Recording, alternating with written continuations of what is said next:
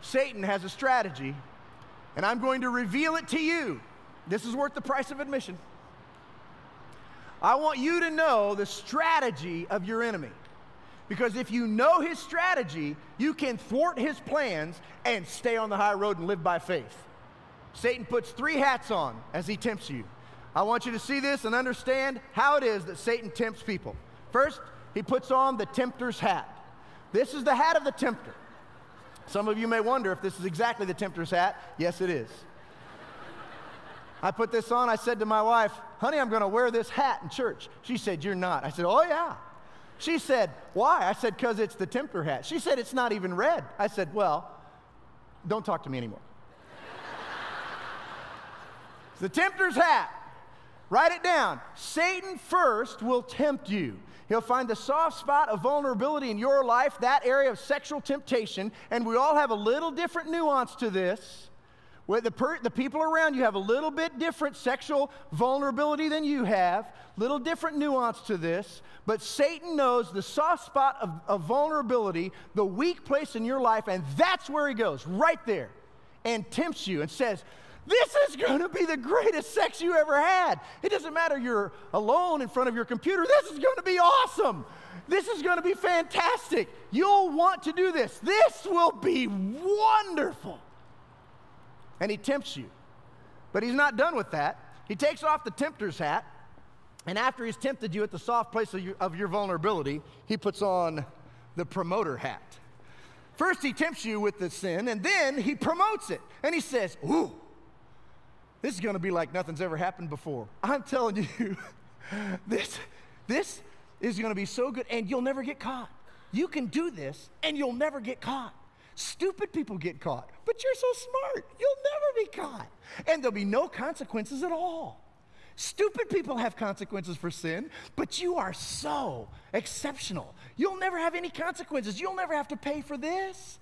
Go ahead, it's gonna be great. Have you ever heard a good salesman in his promoter hat? Satan's good. And he'll promote it and sell it. He'll say this to you. He'll say, it's just sex. It's just sex. That's all it is. It's just a little part of your life. This isn't like your whole, this is just sex. Don't worry about it. The rest of your life will be unaffected by what you do with your sexual desires and urges. Go ahead. As if you could take one small part of your life and it wouldn't affect the rest of your life. I mean, we're integrated people.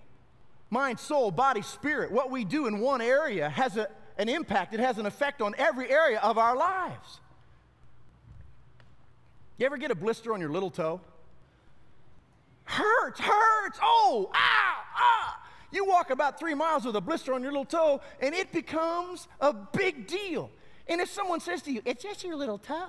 It's only your little toe. It's not your whole body. It's just your little toe. I don't care. My little toe really hurts. I'm dragging up the day. I meet strangers and go, I got a blister. Doesn't help if somebody says, well, it's only just part of your whole body. That's just that little part. I know, but it affects all of me. The promoter will say, no, it doesn't affect all of you. It's just sex. Go ahead. And so we fall for the sin. Satan finds a soft spot of vulnerability in our lives. He tempts us, fans into a white-hot flame the desire, and promotes it and sells it, and we buy and sin and choose the low road, which ultimately is going to lead to what we don't want.